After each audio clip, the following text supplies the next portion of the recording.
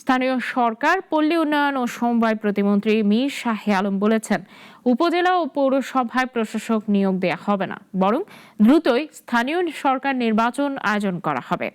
দুপুরে চাঁপাইনবাবগঞ্জ সদরের শাহজাহানপুর ইউনিয়নে একটি ব্রিজের অ্যাপ্রোচ সড়ক নির্মাণ কাজ পরিদর্শন শেষে কথা বলেন তিনি।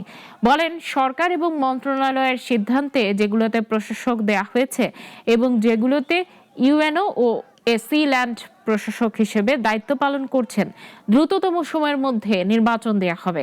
সেই নির্বাচনে যারা জনগণের ভোটে নির্বাচিত হবে তারাই এই প্রতিষ্ঠানগুলোতে প্রতিনিধিত্ব করবে বলেও জানান তিনি।